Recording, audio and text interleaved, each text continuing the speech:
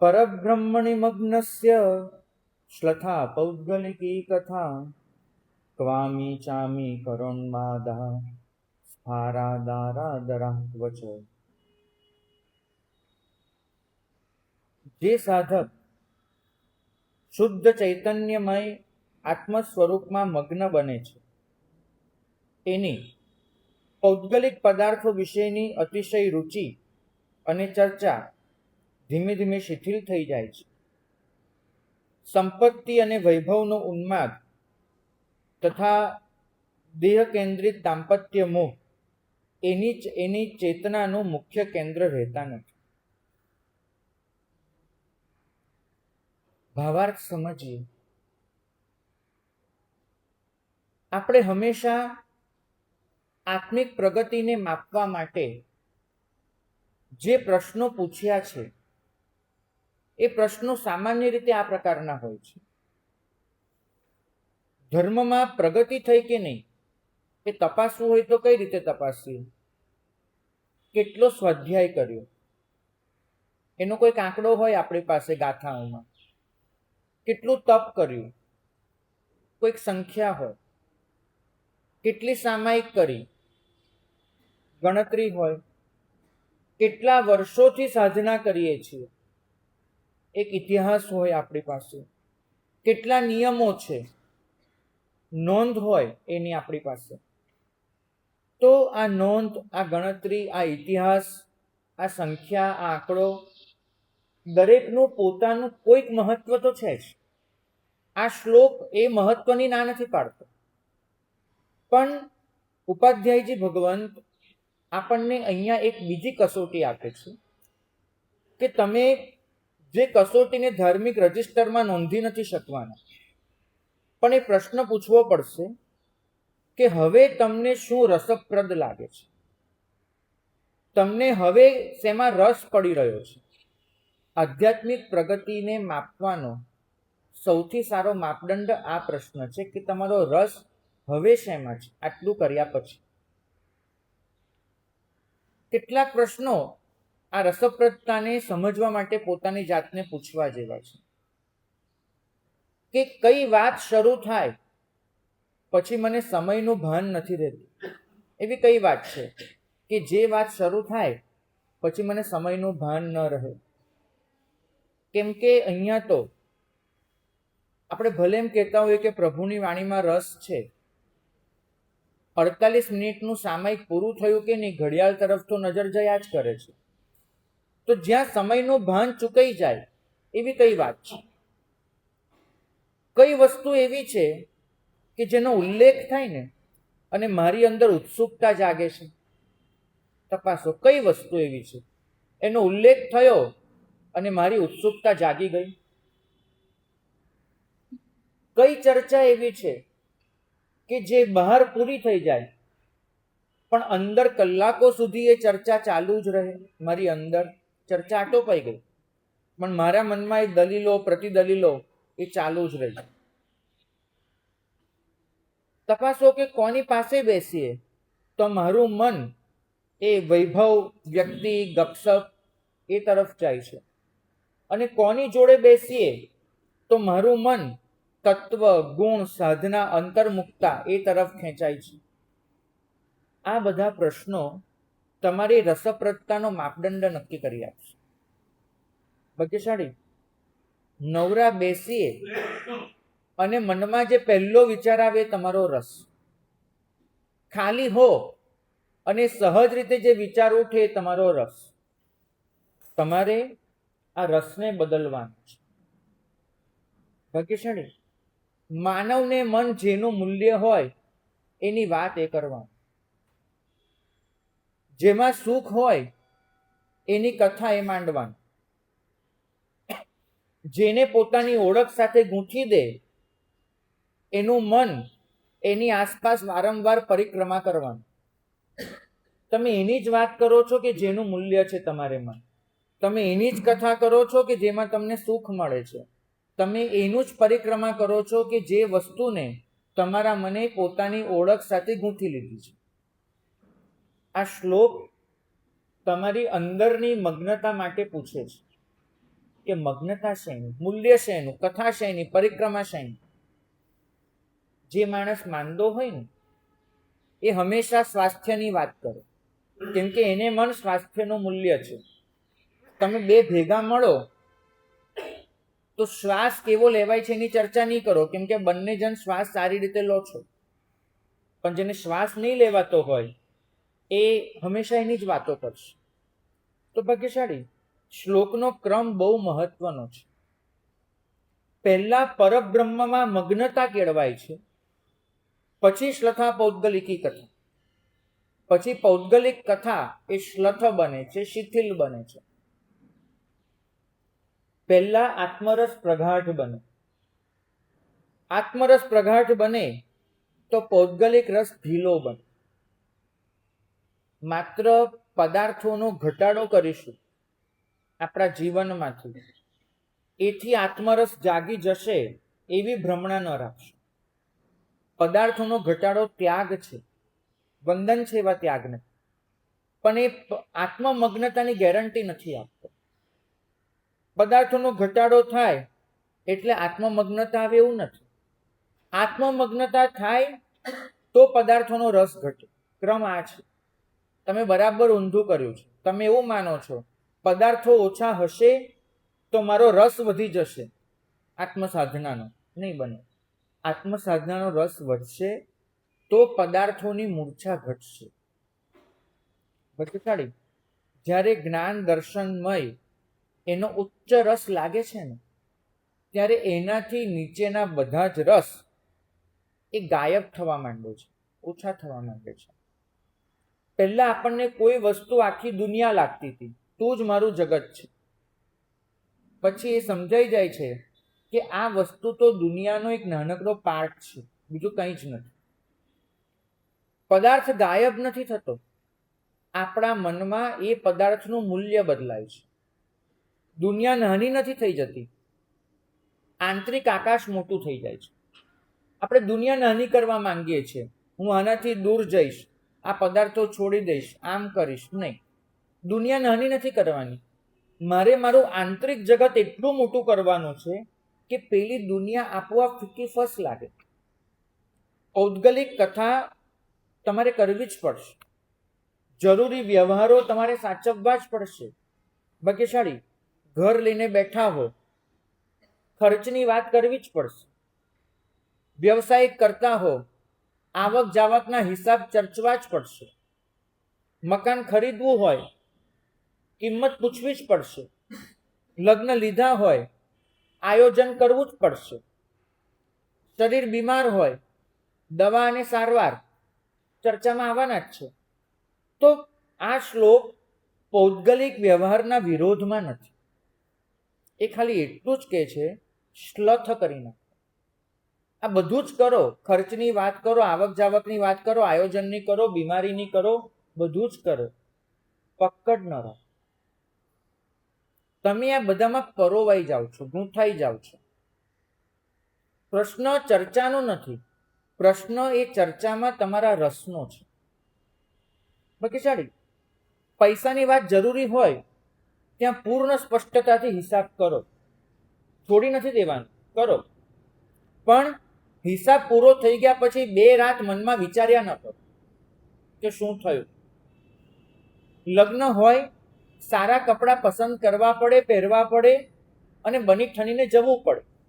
વાંધો ત્યાં નથી. વાંધો એ છે કે લગ્ન પૂર્ણ થયા પછી તમે દિવસો સુધી જે ચર્ચાને વિચાર કરો છો, કોને શું પહેર્યું હતું ને કોને શું પહેરવા જેવું હતું, બંધ ત્યાં કરો.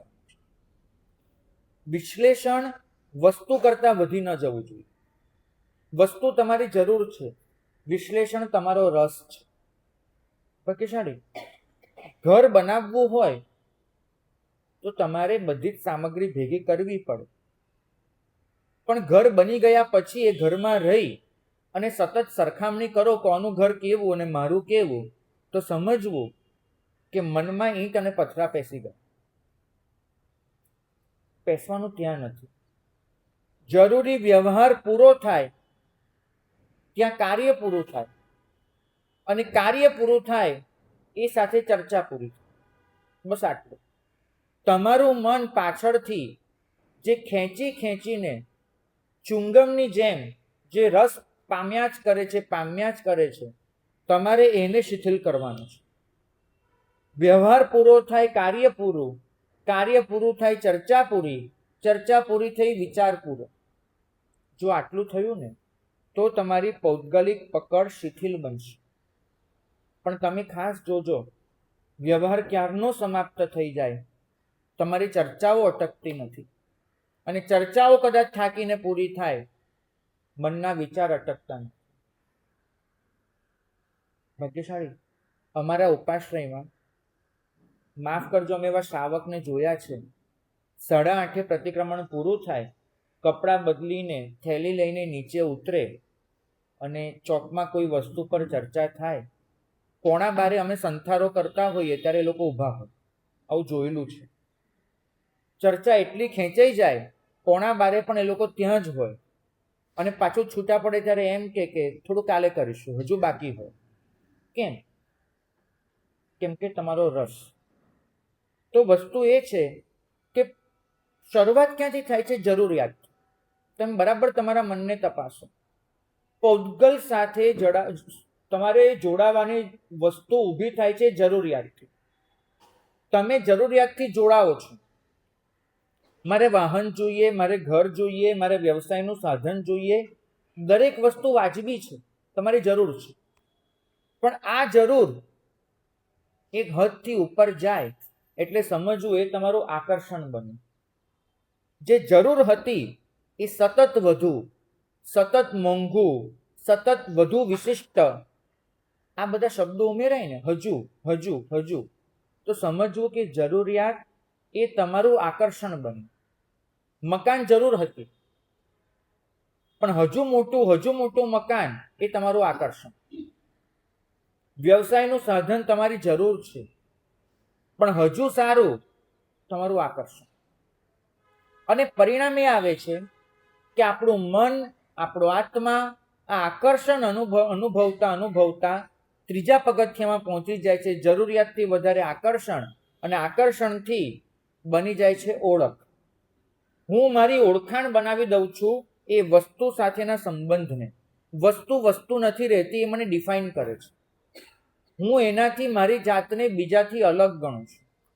જ્યારે વસ્તુ તમારી ડેફિનેશન બની જાય ને, તમને ડિફાઇન કરનારી બની જાય, તે ક્ષણે તમારા અસ્તિત્વની અછત ઊભી થાય છે. અસ્તિત્વની ક્રાઇસિસ એટલે શું? કે તમે ન રહ્યા અને વસ્તુ તમને ડિફાઇન કરવાની ચાલુ છે. મર્સિડીઝમાં બેસવાનો આનંદ એ અલગ મુદ્દો છે, અને તમે મર્સિડીઝ વાળા શેઠ તરીકે ઓળખાવાનું પસંદ કરો એ અલગ મુદ્દો છે. મર્સિડીઝ સગવડ છે, પણ મર્સિડીઝ વાળા તરીકે ઓળખાવવું એ તમારી ઓળખ બનાવી દીધી છે. એ તમારી ક્રાઇસિસ છે, આઈડેન્ટિટી ક્રાઇસિસ. તો તમે નક્કી કરો કે વસ્તુ મારો આનંદ છે, વસ્તુ જરૂર છે, કે વસ્તુ મારી ઓળખ છે. જરૂર છે તો શાસ્ત્ર એનો સ્વીકાર કરે છે. તમારી જરૂર હોઈ શકે છે. તમારે લાંબી મુસાફરી કરવાની હોય અને તમે કદાચ કોઈ સામાન્ય ગાડીમાં બેસો અને એનાથી તમારી કમર દુખી જાય છે, તો તમારે મોંઘી ગાડી પસંદ કરવી પડે કે જેમાં આંચકા ઓછા લાગે. શાસ્ત્રને એની સામે વાંધો નથી, કેમ કે એ તમારી જરૂર છે. પણ ઘરે એક મર્સિડીઝ ઊભી હોય અને પછી લેમ્બોર્ગિની લાવવાનું મન થાય, તો સમજવું એ આકર્ષણ થયું કે તમે એનાથી ઉપર ગયા. અને એ વખતે જો કોઈ એમ કે આની પાસે તો બહુ સારું ગાડીનું કલેક્શન છે, અને જો આનંદ થયો, તો સમજવું કે તમારી ડેફિનેશન બની ગઈ, ઓળખ બની ગઈ. તમારે વસ્તુથી ડિફાઇન નથી થવાનું, તમારે તમારા અસ્તિત્વથી ઓળખવાનું છે. તો તમારા પૌદ્ગલિક પદાર્થોને તપાસો. તમારી જરૂર છે, તમારું આકર્ષણ છે, કે તમારી ઓળખ છે? અહીંયા એટલું જ કહે છે કે પૂતગલને ઓળખ ન બનવા દો, પૂતગલને જરૂર રહેવા દો. જીવને જીવવા માટે પૂતગલની જરૂર પડવાની. અને હું તમને એમ કહું કે બધું ત્યજીને અહીંયા આવી જાવ, તે બનવાનું નથી. તો આ શ્લોકનો ભાર એના પર નથી, ભાર એના પર છે કે તમારી કાર વિશે કોઈ ટિપ્પણી કરે ને, તો તમને લાગી જાય છે કે મારી કાર માટે કેમ બોલ્યો. તો સમજવું કાર સાથે જાત જોડી દીધું. મેં ભારતની ટીમમાં પહેલા બેટિંગમાં કોને મોકલવા જેવા હતા એના પર છોકરાઓને ઝઘડતા જોયા છે કે પહેલા આને બોલિંગ કરાવવાની હતી, આને બેટિંગ કરાવવાની હતી. કેમ? ભારતની ટીમ સાથે તમે જાતને જોડી દીધી, એ સિવાય ક્લેશ પેદા જ ન થાય. તો તમારું બાળક સફળ થાય, તમને એમ લાગે છે કે હું સફળ થયો. તમારી સંસ્થા સારી રીતે ચાલી પડે, તમને એમ થાય છે કે હું જીતી ગયો. સંસ્થા તમારી જવાબદારી હોઈ શકે, તમારી ઓળખ નહીં. બાળક તમારું વાત્સલ્ય હોઈ શકે, તમારી ઓળખ નહીં. બાળકની પ્રગતિમાં રાજી હોવું અલગ મુદ્દો છે, હોય, પણ બાળકની પ્રગતિને પોતાની પ્રગતિ ગણવી એ અલગ મુદ્દો છે. એનો મતલબ એ થયો કે બાળક સાથે હવે તમે નથી રહ્યા, ખુદને જોડી ચૂક્યા છો. ભાગ્યશાળી. મારી પાસે જે છે અને હું જે છું, આ બંનેની ભેદરેખા ભૂંસાઈ જાય ને, એ થઈ તમારી આઈડેન્ટિટી ક્રાઇસિસ, એ થઈ તમારી અમગ્નતા. મારી પાસે છે અને હું છું, એ બંને ભેગા થઈ ગયા, તે ક્ષણે સમજવું કે તમારી પરબ્રહ્મ મગ્નતા ગઈ. તમારે બંનેને અલગ રાખવાના છે. બાળક તમારું છે, બાળક તમે નથી. ગાડી તમારી છે, ગાડી તમે નથી. સંસ્થા તમારી છે, તમે સંસ્થા નથી. જો આટલું અલગ પડી ગયું તો બહુ જ સારી રીતે તમે મગ્નતા કેળવી શકવાના છે. ઉપાધ્યાયજી મહારાજ આ ભેદ રેખાને સ્પષ્ટ કરવાનું કહે છે. જ્ઞાનસાર મગ્નતા અષ્ટકનો 4થો શ્લોક તમારી આ પૌદ્ગલિક કથા પર પ્રહાર કરે છે. પૂતગલ તમારી પાસે છે, અલગ મુદ્દો થયો. તમે પૂતગલ છો, અલગ મુદ્દો થયો. જૈન પરંપરાનું એક અત્યંત ઊંડું સૂત્ર છે, મુચ્છા પરિગ્રહો વૃત્તો. આખું ભારત, સમગ્ર આર્ય સંસ્કૃતિ, તમામ દર્શન અને ધર્મ એમ કહેતા હતા કે પરિગ્રહ વસ્તુથી મપાય છે. ત્યારે પ્રભુએ જાહેર કર્યું કે પરિગ્રહ મૂર્છાથી મપાય છે, વસ્તુથી નહીં. શેનાથી મપાય છે? મૂર્છા. ભાગ્યશાળી. મારી પાસે કેટલું છે એ ગણિતનો સવાલ થયો, બરાબર? એ દસ્તાવેજોથી નક્કી થશે કે મારી પાસે કેટલું છે, ગણિતનો સવાલ થયો. પણ મારી પાસે જે છે એમાં હું કેટલો ગુમાઈ ગયો, એ અધ્યાત્મનો પ્રશ્ન થયો. થોડુંક હોઈને પણ તમે તમારા અસ્તિત્વને એમાં ગુમાવી શકો છો. ઘણું હોઈને પણ તમે તમારા અસ્તિત્વને બરકરાર રાખી શકો છો. પરિગ્રહ થોડું હોવામાં કે વધારે હોવામાં નથી. પરિગ્રહ એ વસ્તુમાં પોતાની આઈડેન્ટિટી ખોઈ નાખવામાં છે. એ વસ્તુમાં જો મેં મારી જાતને ખોઈ નાખી તો મારી પાસે ગમે તે હોય, આટલું પણ કેમ નથી હોતું, હું પરિગ્રહી છું. સનતકુમાર ચક્રવર્તી જ્યારે દીક્ષા લઈને નીકળ્યા ને, એમને 6 ખંડનું રાજ્ય ત્યાગતા કેટલી મિનિટ લાગી હતી? 1 મિનિટ નથી લાગી. એ ઉતરી ગયા.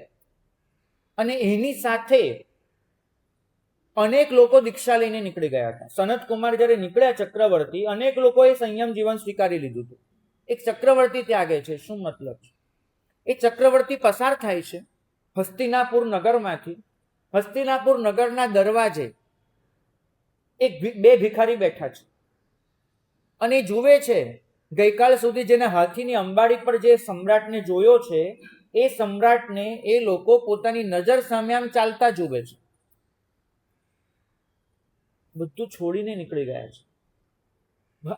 અત્યારે ડંકા નથી, રજવાડી કોઈ નિશાન નથી. એક ભિખારી બીજાને કહે છે કે ચલ આપણે બી નીકળી જઈએ ભાઈ, ચલ. પેલો કહે છે કે ભાઈ એક શરતે, એને પૂછી જો, આ રામપાત્ર છે ને મારો વાટકો, મને ગયા અઠવાડિયે જ નવો કોઈકે આપ્યો છે, એ રાખાશે ને મારી સાથે તો નીકળીએ ભાઈ. ગયા અઠવાડિયે જ મને આ નવો વાટકો મળ્યો છે, ભિક્ષા લેવાનો વાટકો, એ રાખવા દેશે ને, એમને પૂછ્યો પહેલા તો આપણે નીકળીએ. તમને શું લાગે છે પરિગ્રહ કોની પાસે છે? પેલો 6 ખંડ છોડીને એમ નીકળી જાય છે ચક્રવર્તી, અને આ ભિખારીને પ્રશ્ન છે કે આ વાટકો રખાય તો જવું છે, બાકી નથી જવું.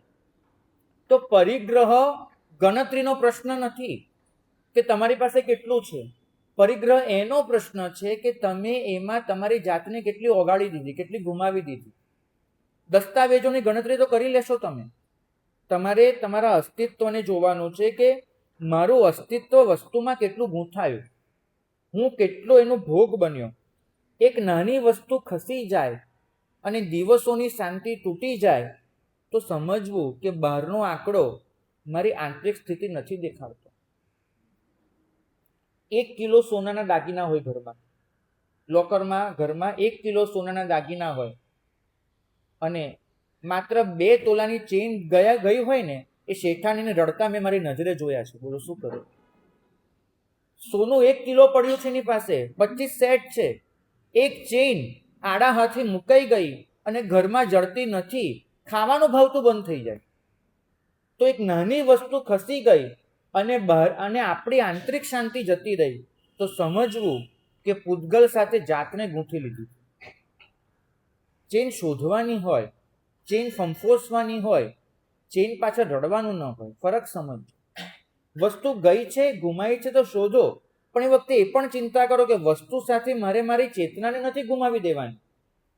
તમે સાચું કહેજો, નાની પણ વસ્તુ ખસી જાય આંતરિક શાંતિ ગુમાવો છો કે નથી ગુમાવતા? તેનો અર્થ થયો કે પરિગ્રહ તમારી જરૂર નથી રહી, પરિગ્રહ તમારી ઓળખ બની ગઈ. માટે જ આ શ્લોકમાં કહ્યું છે, ત્રીજી લીટીમાં, ક્વામી ચામી કરણ માદા. ચામી કર એટલે સોનું, એનો ઉન્માદ ક્યાં? આ તમારો ઉન્માદ છે. સોનું કિલોમાં મપાઈ શકે, પણ એ સોનાની મૂર્છાને ક્યાં માપશો? એ ઉન્માદ છે. કે સર, એક પ્રાચીન ચીની બહુ સરસ કથા મળે છે ચીન દેશની. એક વ્યક્તિને સોનાનો એટલો લગાવ, એટલો મોહ, લોભ, જ્યાંથી મળે ત્યાંથી ભેગું કરે, બધું વેચી સાચીને સોનું સોનું સોનું, બસ ખરીદતો રહે. અને એક દિવસ બજારમાંથી એ પસાર થઈ રહ્યો છે, સોનું વેચાઈ રહ્યું છે, એની દુકાનો છે, બહાર ચોકીદારો પણ છે, વેપારી પણ છે, પણ બધાની નજર ચૂકવી એને સોનું ચોર્યું. અને જ્યાં સોનું ચોરીને ભાગવા જાય ત્યાં ચોકીદારોએ એને પકડી લીધો. પૂછવામાં આવ્યું, રંગે હાથ પકડાયો તો બચાવનો સવાલ જ નહોતો. પૂછવામાં આવ્યું કે આટલા માણસ ઊભા છે, આટલા વેપારીઓ જોઈ રહ્યા છે, તને ડર નહીં લાગ્યો? અને એને જવાબ આપ્યો કે મને માત્ર સોનું દેખાતું હતું, માણસો દેખાતા જ નહોતા. મને માત્ર સોનું દેખાતું હતું, માણસ નહોતા દેખાતા. બકેશાળી કથા કાલ્પનિક હશે 100%. વસ્તુ એ છે કે આજની સાથે તમે તમારી જાતને પૂછો કે કોઈ પણ વસ્તુમાં તમને વસ્તુ જ દેખાય છે કે તમારી જાત પણ સાથે દેખાય છે? આપણે પહેલા પર હસી પડીશું કે એવો તો કેવો માણસ બેવકૂફ, ખાલી સોનું દેખાય, માણસ ન દેખાય.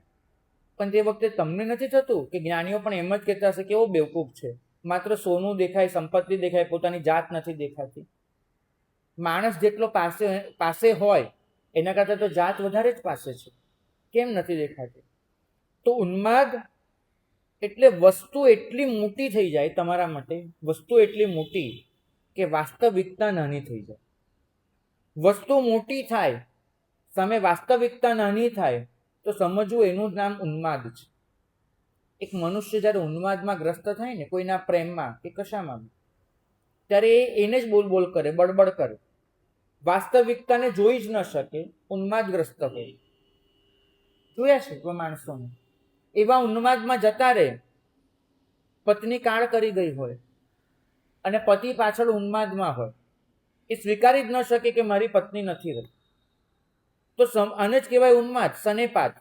વસ્તુ નાની, વસ્તુ મોટી થઈ ગઈ, વાસ્તવિકતા નાની થઈ ગઈ. તો ભાગ્યશાળી, સોનાનો અર્થ આ કથામાં એ નથી કે પીળી ધાતુ. સોનાનો અર્થ થાય છે કોઈના માટે પ્રતિષ્ઠા મહત્વની, કોઈના માટે દેખાવ મહત્વનો, કોઈના માટે સોશિયલ રીચ મહત્વની, કોઈના માટે પદ મહત્વનું, કોઈના માટે સંતાન, કોઈના માટે જ્ઞાન, કોઈના માટે ધાર્મિક છબી, કોઈના માટે પ્રશ્ન. દરેક જણ પોતાનું એક સોનું લઈને બેઠો છે અને સોનાના માટે પોતાના અસ્તિત્વને કુરબાન કરવા તૈયાર છે. ઉન્માદનો અર્થ એક જ કે તમારી પાસે જે હોય એને તમે સમજી ન શકો. બાકી છડી 500ની નોટ લઈને કોઈ છોકરો જાય દુકાન પર, 500ની નોટ લઈને તમે જાઓ અને દુકાનદારને કહો કે મને 50ની વસ્તુ આપ, અને તમે 500ની નોટ આપી દો, અરે તું કર ગમે તે આપ. તો એને શું કહેવાય? ઉન્માદ કહેવાય કે બીજું કંઈ? તમે 500ની નોટ આપીને 50ની વસ્તુ પસંદ કરી રહ્યા છો, આ જ તમારું પાગલપણ, આ જ તમારો ઉન્માદ. તો એ જ વસ્તુ તમે અસ્તિત્વના ભોગે વસ્તુને સ્વીકારી રહ્યા છો, એ તમારો ઉન્માદ. અસ્તિત્વને અખંડ રાખીને વસ્તુનો સ્વીકાર એ વસ્તુને ઉપકરણ બનાવે છે. અસ્તિત્વને ખોઈ નાખીને વસ્તુનો સ્વીકાર એ વસ્તુને અધિકરણ બનાવે છે. ઉપકરણ અને અધિકરણ વસ્તુથી નક્કી નથી થતું. ઉપકરણ અને અધિકરણ નક્કી થાય છે એ વસ્તુ સાથે તમે અસ્તિત્વને ગુમાવ્યું કે અસ્તિત્વને અખંડિત રાખ્યું. મોટું ઘર છે, જાળવવાની ચિંતા એટલી જ વધારે છે. સંપત્તિ વધી રહી છે, ગુમાવવાનો ડર એટલો જ ભયંકર થતો જાય છે. પ્રતિષ્ઠા નામના વધી રહી છે, ડૂબી ન જવાય એવી અજાણતા ગુલામી કરી રહ્યું છે. શક્તિશાળી પદાર્થની ઉપયોગિતા એ ક્યારેય પ્રશ્નાચિહ્નનો વિષય નથી. પદાર્થ ઉપયોગી છે, પૂતગલ ઉપયોગી નથી એવું ક્યારેય કોઈ કહેતું નથી.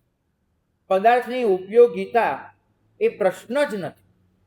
પ્રશ્ન એ છે કે મારી શાંતિની ચાવી એ પદાર્થ પાસે છે. પ્રશ્ન ફરક સમજજો. મારી શાંતિની ચાવી એ પદાર્થ પાસે છે.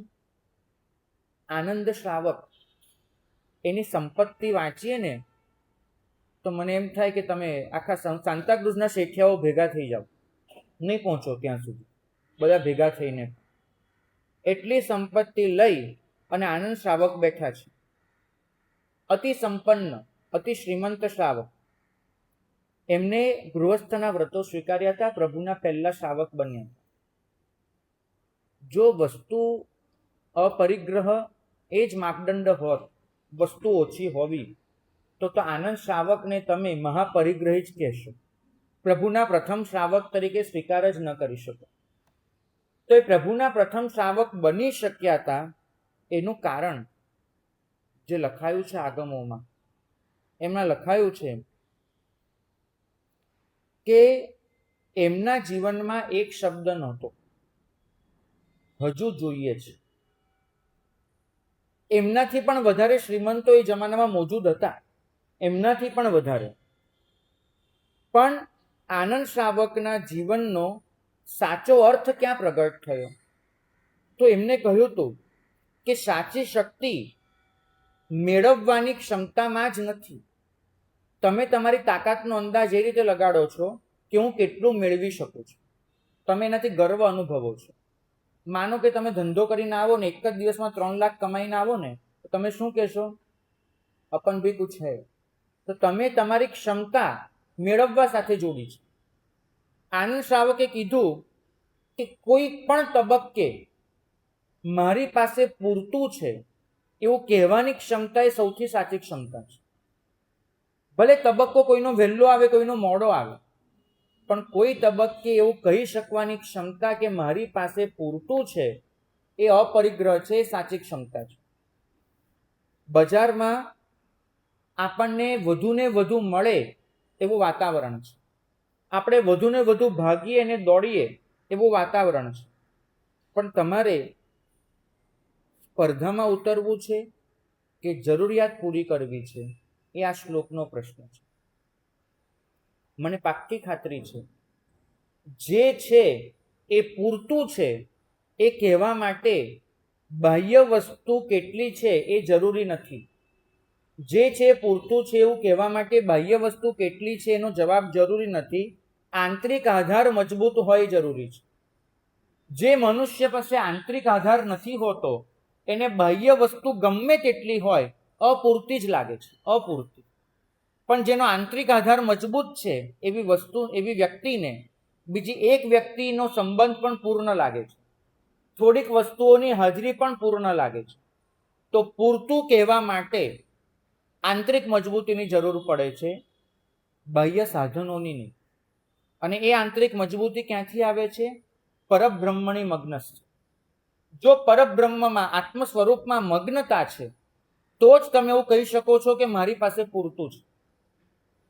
જો એ નથી, બહુ અઘરું થાય છે. મને નવાઈ લાગે એવી ઘટના બની હતી. અમે લોકો ભરૂચ ગયા હતા, વિહાર કરતા કરતા ભેગા થઈ ગયા હતા અને એક મહાત્માના ગ્રુપ સાથે રહેવાનું થયું. 15-16 થાણાનું ગ્રુપ હતું અને એ વર્ષમાં એમને ત્યાં બીજી 4 દીક્ષા હતી. સ્વાભાવિક રીતે ગ્રુપ મને મળ્યું, મેં અનુમોદના કરી કે મહાત્મા 4 દીક્ષા આપને ત્યાં, ખરેખર અનુમોદના. મને કે મહારાજ બરાબર એ જ સમયે પેલામાં તો 20 દીક્ષા છે, અમારે ત્યાં ખાલી 4 જ થાય છે, ત્યાં તો 20 દીક્ષા છે. મને સમજાયું. મેં કીધું સાહેબ અમે તો કુલ 6 ઠાણા છીએ અહીંયા, તોય અમે આટલા ખુશ છીએ. તો મને એક વસ્તુ સમજાય કે પૂરતું છે એવું માનવા માટે, એવું સમજવા માટે, આનંદ અનુભવવા માટે તમારી પાસે આંતરિક આધાર મજબૂત જોઈએ છે. બાકી હું એમ જ વિચારું કે હજુ તો સાધુ થઈને પણ હું ખાલીપામાં ઝૂરવાનો છું. સાધુ સંતોષી હોય એ આદર્શ છે, પણ એ આદર્શ સુધી પહોંચવા માટે મારે અંદરથી સભર બનવું પડે. બાહ્ય મર્યાદા જેટલી જરૂરી છે એટલી જ જરૂરી છે આંતરિક પરિમાણ મારા કેટલા સૂક્ષ્મ છે, હું ક્યાં સુધી જઈને અટકવા ઈચ્છું છું. ભાગ્યશાળી.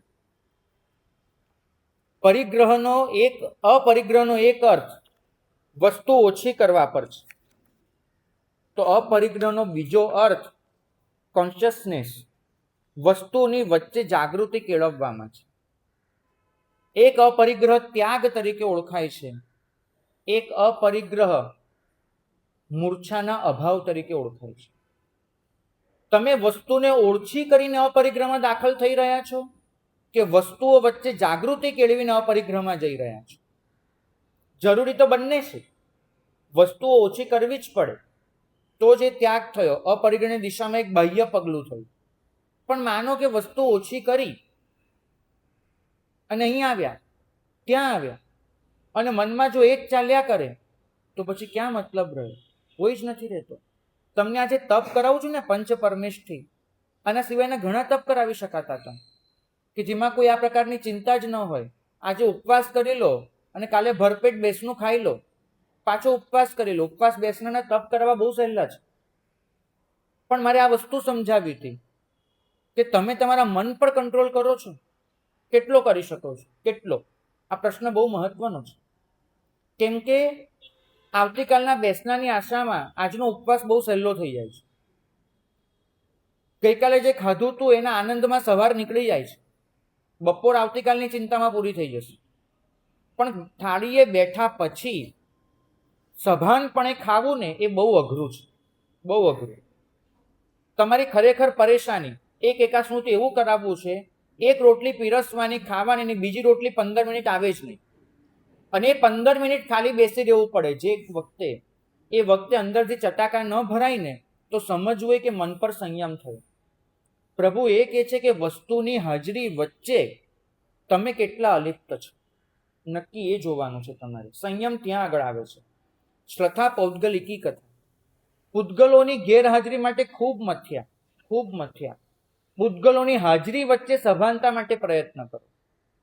પૂતગલોની ગેરહાજરી તમને એક સંતોષ આપશે કે હું ત્યાગમાં છું, પણ પૂતગલોની હાજરી વચ્ચેની સભાનતા એ તમને વાસ્તવિક તૃપ્તિ સુધી લઈ જશે. અપરિગ્રહ તૃપ્તિમાંથી જન્મે છે, અપરિગ્રહ ત્યાગમાંથી નથી જન્મતો. નક્કી માનજો. ત્યાગ કરીને પણ તમે પરિગ્રહી બની શકો છો, પણ તૃપ્તિ કેળવીને તમે સાચો અપરિગ્રહ સુધી પહોંચી શકો. તમારે તૃપ્તિના રસ્તે જવાનું છે. જે છે એમાં તૃપ્ત છે. ભાગ્યશાળી. અપરિપક્વ અવસ્થામાં બધું જ જરૂરી છે. ન જોવું, ન ખાવું, ન પહેરવું, ન ઓઢવું, બધા જ નિયમો લેવા જરૂરી છે, આવશ્યક છે. પણ પરિપક્વ વૈરાગ્યમાં એક દિવસ એવો આવવો જોઈએ, એક દિવસ કે જે દિવસે તમે જેની સામે યુદ્ધ કરી રહ્યા હતા એનો જાદુ ઓછો થાય તમારા મન પર. રામ જ્યારે રાવણ સામે યુદ્ધ કરવા ઉતર્યા ને ત્યારે એમને સાચી સલાહ એમના ગુરુવર્ગ તરફથી મળી હતી કે રાવણ સામે લડવું એટલું અઘરું નથી, રાવણથી અંજાઈ ન જવું એ અઘરું છે. રાવણ સામે લડનાર જનારા એની પ્રતિભાથી જેવા અંજાઈ જાય છે કે પોતાની શક્તિનો પ્રયોગ જ નથી કરી શકતા. રાવણનું અસ્તિત્વ એવું છે, એનું વ્યક્તિત્વ એવું છે. તો મારે એ કહેવું છે કે પૂતગલ સામે લડતા પહેલા પૂતગલથી અંજાવાનું ઓછું કરો. તમે યુદ્ધમાં ઉતરો છો અને લડો છો કોની સામે? પૂતગલ સામે. પણ એનાથી અંજાયેલા કેટલા છો એ તો જુઓ. એનો પૂતગલનો જાદુ તમારા મગજ પર ચાલી રહ્યો છે હજુ સુધી. પૂતગલ સામે લડનારા પણ એવું માનતા તો હોય છે કે સુખ તો પૂતગલમાં છે, બરાબર. તમે ખાલી છોડી રહ્યા છો પરભવના ફળની લાલચમાં, તમે છોડી રહ્યા છો કોઈ ડરમાં. આ ભોગવીશ તો મારે જવું પડશે નરકે, આ ભોગવીશ તો આવતીકાલનું સ્વર્ગ ઝૂંટવાઈ જશે. આ છે ને ઘણીવાર તમને જે બધા ખ્યાલો આપી દીધા છે આવા ઝાડો, આવી વાવડીઓ, આવી અપ્સરાઓ, એટલે થાય છે ચલ ને અહીંયા એક પત્ની છોડી ત્યાં સામે 8 બેઠી છે, ચલો થઈ રહેશે, વાંધો નહીં આવે. અહીંયા બધું મૂકી દીધું, સામે આટલું મળવાનું છે, વાંધો નહીં આવે. પૂતગલનો જાદુ ઓછો નથી થયો, આ નશો છે તમારો.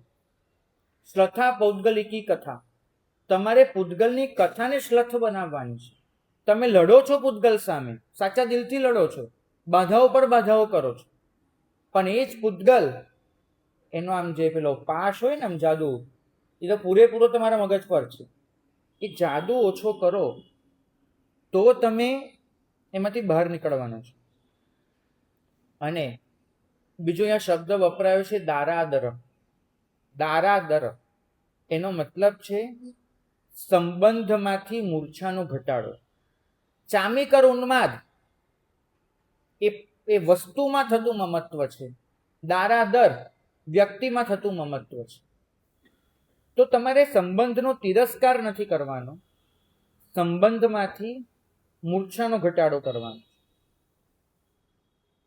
ભાગ્યશાળી પ્રેમ એવું કહે છે કે તારું કલ્યાણ હજો. મોહ એમ કહે છે કે તું મને સુખી કર. સંબંધમાં તમે કઈ ભૂમિકાથી આગળ વધો છો નક્કી કરજો. તારું કલ્યાણ હજો એ ભૂમિકા છે કે તારી પાસેથી મને સુખ જોઈએ છે એ ભૂમિકા છે. સંબંધની ભૂમિકા નક્કી કરો. પ્રેમ કહે છે કે તારી વૃદ્ધિ એ મારી વૃદ્ધિ છે. તમને ખબર છે અમે પક્ષી પ્રતિક્રમણમાં પેલા 4 ખામણા બોલીએ ને, 4 ખામણા, ત્યારે શિષ્ય ગુરુને શું પૂછે કે દિવસો પોષો પક્ષો વૈકંતો અન્નોયભે કલ્યાણેનમ પજ્જુવઠ્ઠિયો. હે ભગવાન, આપનું પખવાડિયું એ સુખ સંયમ યાત્રામાં પસાર થયું અને મારી ભાવના છે કે હવે પછી આવનારું અન્નોભે કલ્યાણેનમ પજ્જુવઠ્ઠિયો, હવે પછી આવનારું પખવાડિયું એ એટલું જ કલ્યાણપૂર્વકનું વીતે. શિષ્ય આવી ભાવના નિવેદન કરે છે.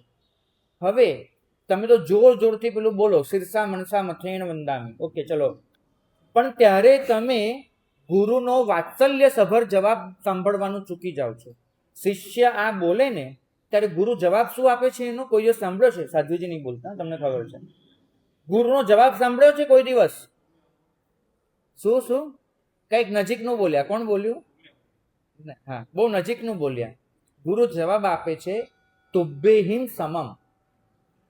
ગુરુ એમ કે છે કે મારું વીત્યું પણ ખરું અને હવે પછી વીતશે પણ ખરું, પણ તારી સાથે મારું એકલા નહીં. તુભ્યેહિમ સમમ, તમારા સૌની સાથે મારું પખવાડિયું આવું વીતે એ મારી ભાવના છે. આ પ્રેમ થયો. મોહ એમ કે છે કે મારું સારું વીતવું જોઈએ, પ્રેમ એ શીખવાડે છે કે આપણા સૌનું સાથે વીતે. તો દારાદર એ મોહ છે, સ્નેહ એ તો સૌની વૃદ્ધિમાં પોતાની વૃદ્ધિ જોવા બરાબર છે. તો સંબંધ એ તમારી ભાવનાત્મક જરૂરિયાત છે કે તમારી સંવેદનાત્મક? નક્કી કરો. ભાવનાત્મક જરૂરિયાત એટલે તમે સંબંધમાં કશું શોધી રહ્યા છો. મને અટેન્શન મળે, મને પ્રેમ મળે, મને કાળજી મળે, મને ભરોસો મળે, મને વસ્તુ મળે. આ બધી અપેક્ષા સાથેનો સંબંધ એ ભાવનાત્મક છે.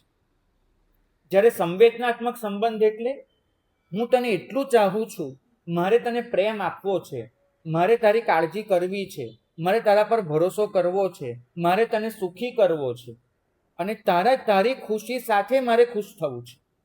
આ સંવેદનાત્મક સંબંધ થયો. તમારો સંબંધ તપાસો, ભાવનાત્મક છે કે સંવેદનાત્મક. ચોક્કસ હું એમ નથી કહેતો તમારા બધા સંબંધો ભાવનાત્મક છે, પણ તમે જ્યારે દુઃખી થાવ છો ને એ સંબંધ તો ભાવનાત્મક જ હોય છે. જે સંબંધ તમને દુઃખી કરે એ સમજવું કે મારો ભાવનાત્મક સંબંધ હતો. તમે કોઈક અપેક્ષા રાખી હતી એ સંબંધ પાસેથી, તો જ તમે દુઃખી થયા, બાકી તમે દુઃખી થાત નહીં. એ નક્કી વસ્તુ છે. તમે આપવા નીકળ્યા હોત ને તો દુઃખી ન થાય. ભાગ્યશાળી. તમે ધારો કે 10 ભિખારીને ધાબળા આપવા નીકળ્યા છો, એક ભિખારીએ લેવાની ના પાડી દીધી, તમે દુઃખી થાવ? તેને કેમ ના પાડી? તમે દુઃખી થાવ કેમ? તમે આપવા નીકળ્યા છો. પણ 10 ભિખારી એક લાઈનમાં બેઠા છે અને શેઠ 9 જ ધાબળા લઈને આવ્યા છે અને 9 ને આપે ને એક ભિખારી બાકી રહી જાય, એ દુઃખી થાય કે નહીં થાય? તો એટલું યાદ રાખજો, સંબંધમાં આપનારો હંમેશા ખુશ હોય છે, સંબંધમાં લેનારો દુઃખી થતો હોય છે. તો જો સંવેદનાત્મક સંબંધ હશે તો તમે ખુશ હશો, જો ભાવનાત્મક સંબંધ હશે તો તમે દુઃખી થવાના છો. ઉપાધ્યાયજી મહારાજ એમ કહે છે, કોઈને પ્રેમ કરવો એ જરૂરી છે, પણ એના દ્વારા પોતાનું મૂલ્ય મેળવવું એ બિનજરૂરી છે. તમે જરૂરી અને બિનજરૂરી એની વચ્ચેની ભેદરેખાને સ્પષ્ટ કરો. ભાગ્યશાળી. કેટલીક વાર એવું બને છે, તમારું જીવન સાથી એને તમે તમારી પ્રતિષ્ઠાનું માધ્યમ બનાવો છો, તમારા સંતાનની સફળતા એને તમે પોતાની સિદ્ધિ ગણો છો, તમારા પરિવારનું સામાજિક સ્થાન એને તમે પોતાનું મૂલ્ય બનાવો છો. તમે વ્યક્તિને પ્રેમ નથી કરતા, બરાબર, આ મારું વિધાન છે ને બહુ ઘા કરી જશે તમને, માફી માંગીને બોલું છું, પણ છતાંય સાચું કહું છું. તમે વ્યક્તિને પ્રેમ નથી કરતા, વ્યક્તિને પ્રેમ કરીને તમે તમારા અહંકારને શણગારો છો કે મારી પાસે આ વ્યક્તિ છે. ઘણીવાર પતિ જ્યારે પત્નીના સૌંદર્યના વખાણ કરે ને કે તું સુંદર લાગે છે, ત્યારે વાસ્તવિક રીતે એને સુંદરતાની અનુમોદના નથી હોતી, મારી પાસે આવી સુંદર પત્ની છે એવો અહંકાર હોય છે. બરાબર નક્કી કરજો કે પતિની સફળતાના વખાણ કરે છે પત્ની કે મારો પતિ આવો સફળ છે એનો અહંકાર અનુભવી રહી છે. નક્કી કરો. પ્રેમ અને અહંકાર વચ્ચે બહુ સૂક્ષ્મ રેખા છે, બહુ સૂક્ષ્મ. પ્રેમ આનંદ આપે છે, અહંકાર તુચ્છતા આપે છે. તમે કઈ રીતે સંબંધમાં આગળ વધી રહ્યા છો? ઉપાધ્યાયજી મહારાજ કહે છે કે દારાદર છોડી દો. તમે સંબંધ દ્વારા તમારા અહંકારને શણગારો નહીં. એક ઘરનો મોભી એમ કહે છે કે 15 જણની જવાબદારી મારી માથે છે, ત્યારે જવાબદારીનો સ્વીકાર હોય છે કે 15 લાચારને હું જાળવું છું એ અહંકાર હોય છે. સ્વીકાર અને અહંકાર વચ્ચે ફરક છે. ભાગ્યશાળી. આત્મમગ્નતા સંબંધ નથી છોડાવતી. ક્યારેય કોઈ સાધુ એનો પ્રેમ ઓછો હોઈ જ ન શકે. આત્મમગ્ન જીવ એ તો સ્નેહનો સાગર હોય, એનો પ્રેમ ઓછો થઈ જ ન શકે.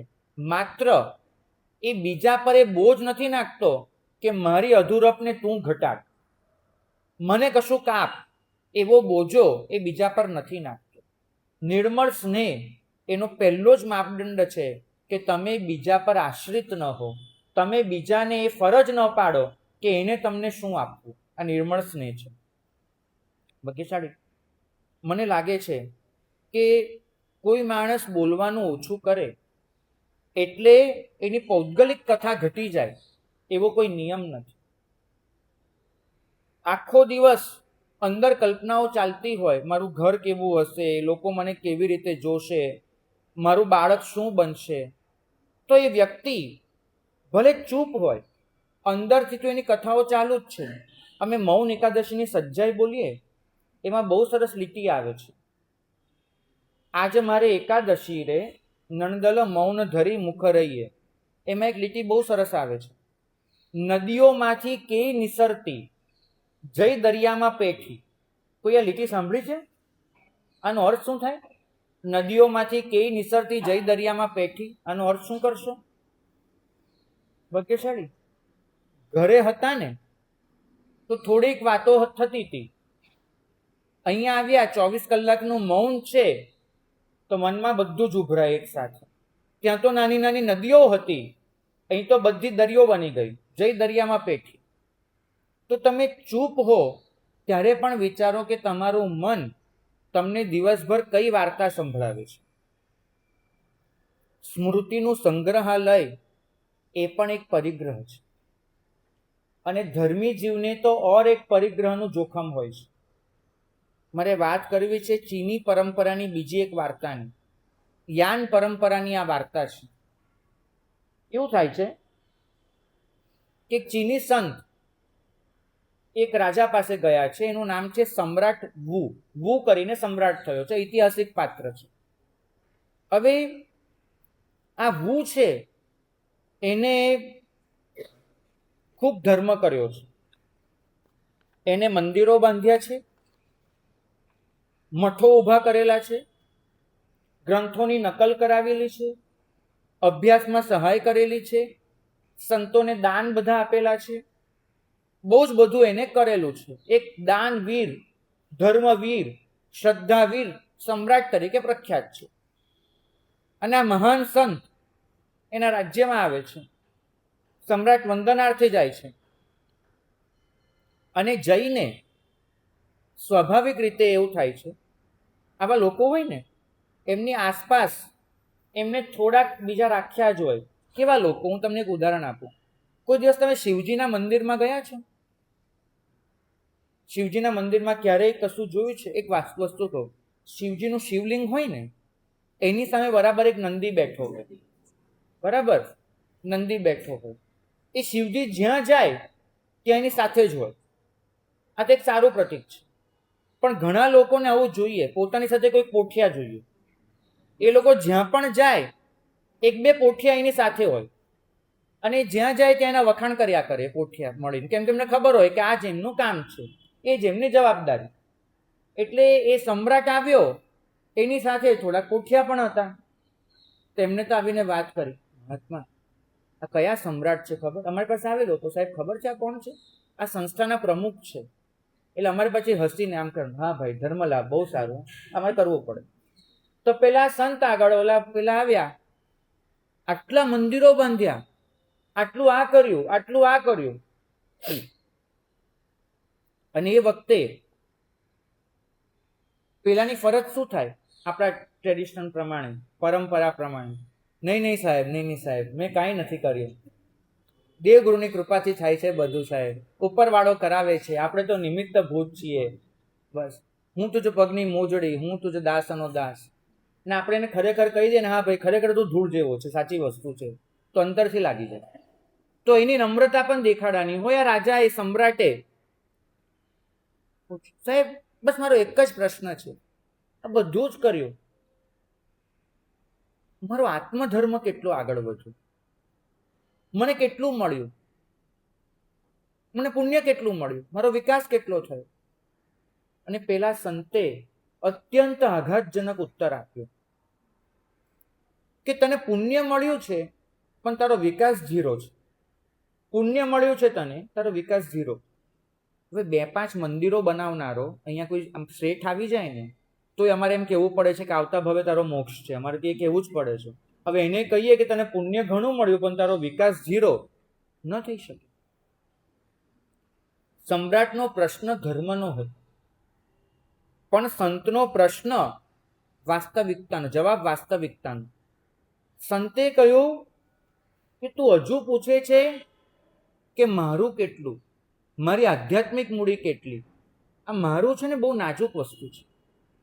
તું એટલું વિચાર કે આ બધી વસ્તુ તારો અહંકાર ઘટાડવાને બદલે તારા ગ્રેટનેસની એક બેલેન્સ શીટ બની ગઈ છે. તું પોતાની જાતને આનાથી મહાન ગણી રહ્યો છે. તારી ગ્રેટનેસની એક બેલેન્સ શીટ બની ગઈ. પહેલા તું સોનાના ભંડાર ગણતો હતો, હવે પુણ્ય ગણવા બેઠો. પહેલા તારી સંપત્તિની યાદીથી તને ગૌરવ હતું, હવે તારા કામની યાદીથી ગૌરવ છે તને. પહેલા તું એમ કહેતો હતો કે મારો ભંડાર જુઓ, હવે એમ કહે છે કે મારા ધર્મ કાર્ય જુઓ. તો તારો હું તો હજુ અખંડિત છે, એ તો કદાચ વધારે ફૂલ્યો છે. ભાગ્યશાળી ધર્મ કરતા કરતા ધ્યાન રાખવું કે મારી પૌદ્ગલિક કથા એ રિફાઇન ન થઈ જાય. તમે લોકો છે ને તમારી પૌદ્ગલિક કથાને રિફાઇન કરો છો, સમાપ્ત નથી કરતા. ધર્મનું પ્રમાણ કોઈ પણ દિવસ બાહ્ય સાધનોથી માપી ન શકાય. તો તમે શું કરી રહ્યા છો? દાન મૂલ્યવાન છે, ના નથી, પણ તમે એ દાન દ્વારા એમ સમજી રહ્યા છો કે હું ઊંચો થયો. આ વસ્તુ નહીં બને. ધર્મ કરો છો પણ પછી પ્રશ્ન એ આવશે કે મારી મમતા ઘટી, મારી અપેક્ષા ઘટી, કેમ કે દાન પછી એ દાન આપવાનું જે મન હતું દાન આપનારું, એ મનનો પ્રભાવ જો વધી જાય ને તો સમજવું પરિગ્રહનું સ્વરૂપ બદલાયું. પરિગ્રહ ઓછો નથી થયો, ખાલી સ્વરૂપ બદલાયું છે. જૈન સાધનામાં એટલું જ કહે છે કે બાહ્ય સાધનો સાથે આંતરિક મૂર્છાને એટલે તોડવાની છે કેમ કે ગણતરી તો પૂતગલની ભાષામાં પણ એની એ જ રહી. તમારી પાસે પૈસા હતા, બરાબર, એ શું હતું? પૂતગલ, જેની એક ગણતરી હતી. તમે પૈસો આપ્યો અને મેળવ્યું પુણ્ય. પુણ્ય શું છે? પૂતગલ. તો તમે પૈસો આપીને પુણ્યની ગણતરી ચાલુ કરી, પૂતગલ છોડીને પૂતગલની જ ગણતરી કરો છો. ફરક તો નથી જ પડ્યો. પૌદ્ગલિક કથા તો અકબંધ છે, એ તો શ્લથ બની જ નથી, માત્ર પૂતગલનો પ્રકાર બદલાયો. એટલે મેં કીધું કે કથા રિફાઇન થાય છે, કથા સમાપ્ત નથી થતી. તમે એક ભોગી માણસ, એનો પ્રશ્ન એ હોય છે કે હું કેટલું ભોગવું છું, હું કેટલું માનું છું, એનો પ્રશ્ન એ હોય છે. ત્યાગીનો પ્રશ્ન એ હોય છે હું કેટલું છોડું છું. પ્રશ્ન તો કેટલા પર જ ઊભો છે, કેટલું ભોગવું છું કે કેટલું છોડું છું. પ્રશ્ન તો હું અને કેટલું બંને અકબંધ રાખીને ઊભો છે. તો પછી એક જ વસ્તુ થયું કે માપદંડ તો પૂતગલ જ રહ્યો, ખાલી પ્લસની સાઇનમાંથી સાઇન માઇનસની થઈ. તમે માપદંડ ન બદલ્યા, સાઇન બદલાય. અત્યાર સુધી ભોગવવામાં પ્લસ પ્લસ હતું, છોડવામાં માઇનસ માઇનસ છે. તો ત્યાગની મહત્તા ક્યારે? આ પ્રશ્ન આપણને ઉપાધ્યાય યશોવિજયજી પૂછે છે. ત્યાગની મહત્તા ક્યારે? ત્યારે કે તમારી પૌદ્ગલિક કથા શ્લથ બને. તમે કોઈ પણ વસ્તુને અત્યંત સ્વીકાર ભાવથી લો. છોડવું એ ઘટના છે, પણ કરોડો છોડ્યા પછી કરોડોની કથા ચાલુ રહે તો એ દુર્ઘટના છે. મને રડવું ક્યારે આવે ખબર છે? કોઈ સાધુની ઓળખ આવી રીતે આપે, સાહેબ એ તો સીએ હતો, હા, એ તો એન્જિનિયરિંગ કરેલું હતું, ડોક્ટર હતો, આમ હતું, તેમ હતું, આટલો પૈસો હતો. તો ભાગ્યશાળી ડર લાગે છે એ વખતે કે જે છોડ્યું તું એ પાછી ઓળખ ન બની જાય. સાધુનું નામ લખાય, પછી બાજુમાં કૌંસમાં લખાય કે પૂર્વ અવસ્થામાં આ, તો સમજવું કે કરોડો ગયા, કરોડોની કથા બાકી રહી. ધર્મ તમને એક જ શીખવાડે છે કે પૌદ્ગલિક કથા સમાપ્ત કરો. પૂતગલ એ તો તમારી જરૂરિયાત પ્રમાણે રહેવાના છે તમારી જોડે, પણ એ પૂતગલનો તમારી ઉપર જે પ્રભાવ છે એ પ્રભાવમાંથી બહાર નીકળો. ચામીકર હોય, ચામીકરનો ઉન્માદ ન હોય. દારા હોય, દારાનો આદર ન હોય. જવાબ ભલે બદલાય તમારી પાસે શું છે એનો, પણ એ જવાબની વચ્ચે તમારી પોતાની આંતરિક ઓળખ એટલી મજબૂતાઈથી ઊભી હોય. આપણે બધા જ મારી પાસે શું છે એનો જવાબ બદલવામાં પડ્યા છીએ. એને બદલે ધ્યાન એના પર આપીએ કે તમે કોણ છો એનો જવાબ શોધી લઈએ. તમારી પાસે શું છે એનો જવાબ અનિશ્ચિત હોવાનો છે, કેમ કે બદલાતો રહેવાનો છે. તમે કોણ છો એનો જવાબ કાયમી સનાતન રહેવાનો છે. તો આપણે ટૂંકા ગાળાના જવાબ શોધવાનું છોડીને શાશ્વતો જવાબ મેળવી લઈએ. એક એવી ઓળખને બનાવી લઈએ કે જે ઓળખ હતી, છે અને રહેશે. એ જ મંગલકાંડ.